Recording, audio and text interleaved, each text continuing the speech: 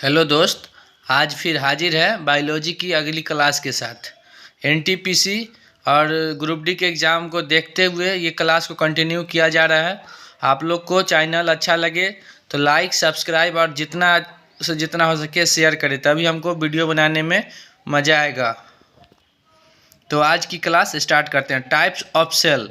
Cell दो प्रकार के होते हैं, पहला यूकैरियोटिक और दूसरा प्रोकैरियोटिक।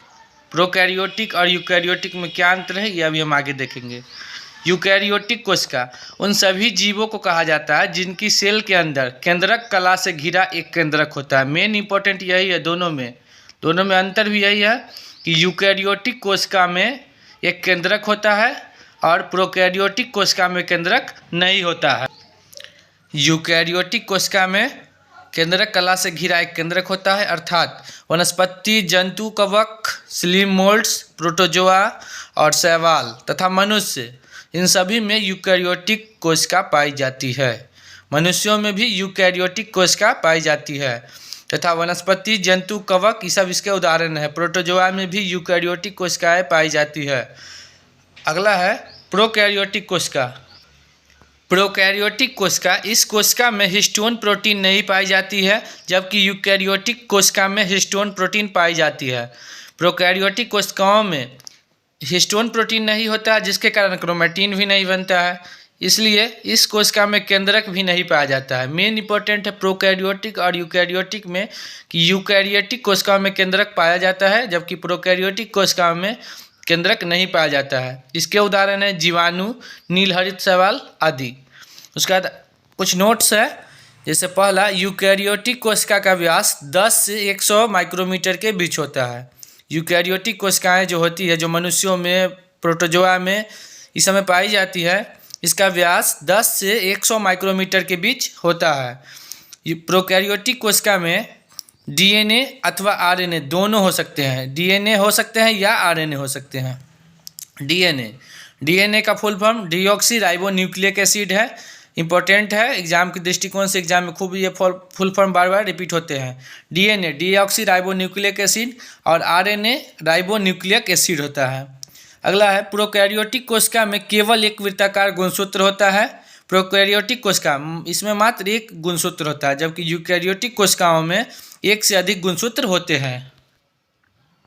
इस बार बिहार एसआई का जो पीटी का एग्जाम हुआ है, इसमें एक क्वेश्चन इससे पूछा गया है। कहाँ से?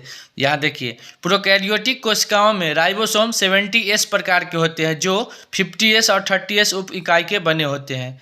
यूकैरियोटिक कोशिकाओं में राइबोसोम 80S प्रकार के होते हैं, जो 60S और 40S उप इकाई के बने होते हैं। जबकि हरित लवक में 70S प्रकार के राइबोसोम होते हैं, जो 50S और 30S उप इकाई के बने होते हैं। इससे रिलेटेड एक क्वेश्चन बिहार एसआई के पीटी एग्जाम में इस बार पूछा गया था। क्वेश्चन को आप देख सकते हैं। कोशिका के मुख्य भाग, कोशिका भित्ति पिछले क्लास में हो गया था, इसके बारे में डिस्कस। आज है कोशिका झिल्ली से स्टार्ट करते हैं। कोशिका झिल्ली, कोशिका के सभी अवयव एक पतली झिल्ली के द्वारा घिरे होते हैं। इस झिल्ली को कोशिका झिल्ली कहते हैं। यह झिल्ली जो होती है अर्धपारगम्य झिल्ली होती है। कोशिका झिल्ली 3 परत से बनी होती है। बाहरी और भीतरी परत जो होता है कोशिका झिल्ली का, वो प्रोटीन का बना होता है। बाहरी और भीतरी परत प्रोटीन का बना होता है, जबकि मध्य वाली परत, जो बीच वाली परत होती है, वो लिपिड या वसा की बनी होती है। बाहरी और भीतरी परत प्रोटीन की बनी होती है और मध्य बीच वाली जो परत हो गई, वो वसा और लिपिड की बनी होती है। वसा या लिपिड की बनी होती है।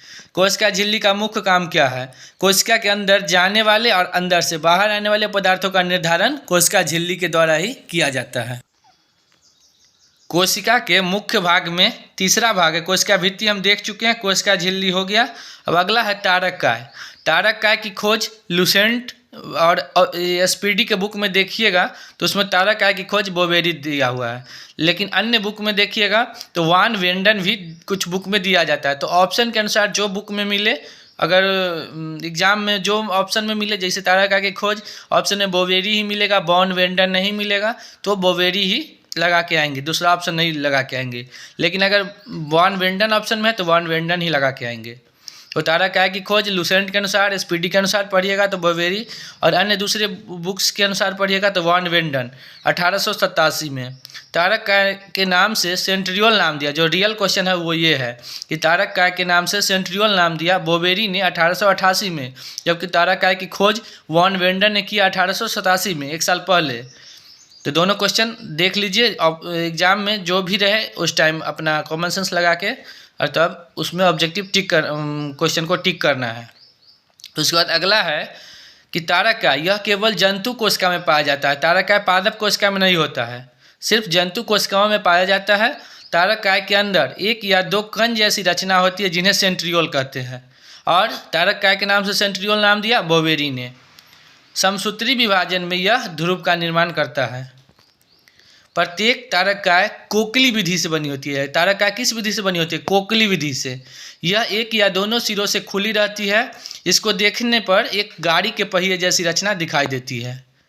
तारक काय किस विधि से बनी होती है? कोकली विधि से, और देखने पर एक गाड़ी के पहिए जैसी रचना प्रतीत होती है। प्रत्येक सेंट्रियोल की रचना 9 तंतुओं के समूह से बनी होती है तथा प्रत्येक तंतु 3 तंतुओं से या सूक्ष्म नलिकाओं से बने होते हैं, जिसे त्रिक कहा जाता है। अगला है कुछ 1 लाइनर क्वेश्चन है। से पहला है पादप कोशिका के चारों तरफ पाई जाने वाली झिल्ली को क्या कहा जाता है? तो पादप कोशिका के चारों तरफ जो झिल्ली पाई जाती है उसे प्लाज्मा झिल्ली कहा जाता है। एग्जाम्स में खूब पूछे जाते हैं। अगला है सबसे लंबी कोशिका किसकी होती है? तो तंत्रिका कोशिका। यहाँ पे तंत्रिका झिल्ली लिख दिए हैं तो तंत्रिका कोशिका होगा। सबसे लंबी कोशिका तंत्रिका कोशिका होता है, इसको ठीक कर लीजिएगा। उसके बाद तारक काय पाया जाता है किस में? तो कोशिका द्रव्य में तारक काय पाया जाता है। इलेक्ट्रॉन सूक्ष्मदर्शी का अधिकतम आवर्धन कितना होता है? तो 2 लाख एक्स होता है। इलेक्ट्रॉन सूक्ष्मदर्शी का अधिकतम आवर्धन 2 लाख एक्स होता है। उसका अगला है आत्महत्या की थैली किसे कहा जाता है? तो लाइसोसोम को कहा जाता है, और इसकी खोज पिछले क्लास में हो चुका है। लाइसोसोम की खोज CD डुबे ने की थी। उसका अगला है प्रोटीन की फैक्ट्री। प्रोटीन की फैक्ट्री राइबोसोम को कहा जाता है। पादप कोशिका का रसोई घर हरित लवक को कहा जाता है। ये भी पिछले क्लास में हो चुका है, लवक पढ़ाए थे उस चैप्टर में, इसका हो चुका है। उसका अगला है प्रोटीन संश्लेषण होता है किसके द्वारा? तो राइबोसोम के द्वारा ही होता है। अगला है DNA। DNA का फुल फॉर्म फिर आ गया, deoxy ribo nucleic acid. RNA ribo nucleic acid. उसके बाद है DNA के क्रियात्मक खंड को क्या कहते हैं? तो जीन कहते हैं। जीन का आकार कैसा होता है? सर्पिल आकार होता है। नोट कर लीजिएगा, जीन का आकार सर्पिल के आकार का होता है, सर्पिल आकार होता है। उसके बाद RNA 3 प्रकार के होते हैं। RNA के बारे में भी जानेंगे आगे के क्लास में। RNA 3 प्रकार के होते हैं, rRNA, tRNA और mRNA। तो ऐसे याद रखिएगा RTM। RNA 3 प्रकार के होते हैं, RTM ribosomal RNA, transfer RNA और मैसेंजर RNA। प्रोटीन बनने की अंतिम क्रिया को ट्रांसलेशन कहते हैं। RRB एग्जाम्स को देखते हुए सीक्वेंस में क्लास की तैयारी की जा रही है, लेकिन जो भी स्टूडेंट रेलवे वाले हैं, जो रेल की तैयारी खास के कर रहे हैं, उनके लिए NTPC में अगर रिजल्ट हो गया है तो NTPC CBT2 निकाल के अच्छा मौका है रेल में भर्ती होने का।